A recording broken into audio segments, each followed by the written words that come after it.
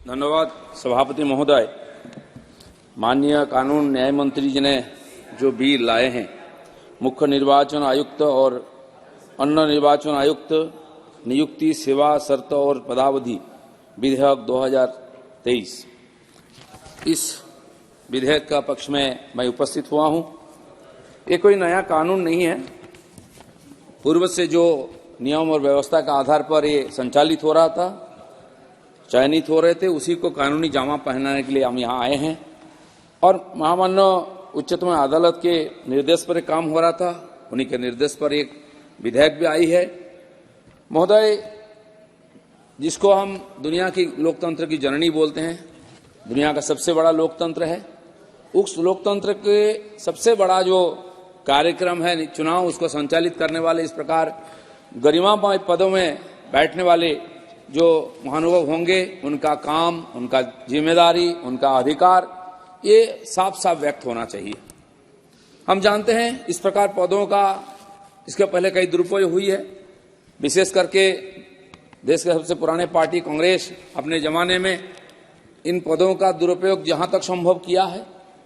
बल्कि इतना ही नहीं, इस पदों पर बैठे हुए व्यक्तियों का, इस पदों का गरिमाओं का बहुत आहत भी किया है।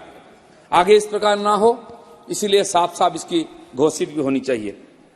जिस पदों के द्वारा इस देश के राष्ट्रपति का चुनाव, महामहिम राष्ट्रपति, उपराष्ट्रपति से लेकर के लोकसभा सदस्य, राज्यसभा सदस्य, राज्य परिषद से लेकर विधानसभा के सदस्यों का चयनित होते हैं, उस व्यवस्था साफ सुथरा होना चाहिए और कंट्रोवर्सी का ऊपर भी होना चाहिए।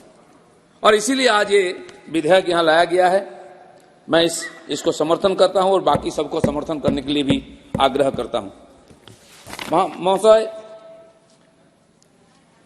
और ये जो हमारी लोकतंत्र है और इसका जो चुनाव है, इतना ये परिष्कृत भी होनी चाहिए और इसको संचालित करने वाले लोग भी इस वितर्क के ऊपर होना चाहिए।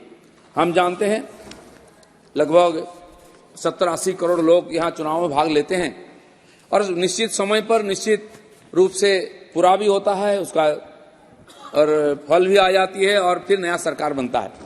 हम जानते हैं अमेरिका भी एक लोकतांत्रिक देश है, वहां चुनाव होता है और 8 दिन तक उसका चुनाव का नतीजा आता रहता है। बाद में वो भी साफ नहीं होती है।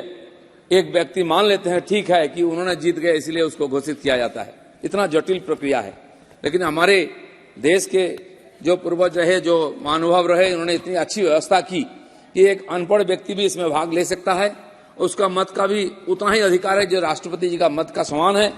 और ये सब एक निश्चित समय पर सुचारू रूप से संचालित होकर के परिष्कृत रूप से समाधान होता है। इसीलिए ये जो आज बिल आया है, ये इस प्रक्रिया को पूरा करने के लिए, निर्विवाद करने के लिए, परिष्कृत करने के लिए बिल लाया गया है। मुझे लगता है इसके आगे भी ये जो चलेगा चुनाव आदि, उसमें इस प्रकार कंट्रोवर्सी नहीं आएगा। यहाँ जैसा कि गरिमामय पदों का अपमानित किया गया है, सुप्रीम कोर्ट के प्रधान न्यायाधीश को भी नहीं छोड़ा गया इस वितर्क के ऊपर, उनका इम्पीचमेंट की भी व्यवस्था किया गया। और कहीं गलत काम करने के बाद किसी का इम्पीचमेंट हो तो उसको बचाने के लिए भी प्रयास की गई है आगे।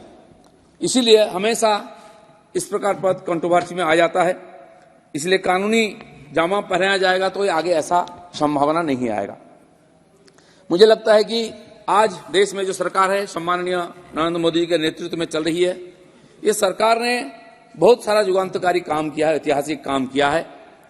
बहुत अनावश्यक कानूनों को हटाया भी, और जो आज देशानुकूल तथा युगानुकूल ऐसे बहुत सारे कानून भी लाया है। उसके लिए बहुत ज्यादा राजनीतिक इच्छा शक्ति की जरूरत थी, विल पावर की जरूरत थी और समाज को साथ लेने की जरूरत थी। ये दोनों चीज आज माननीय प्रधानमंत्री के साथ हैं।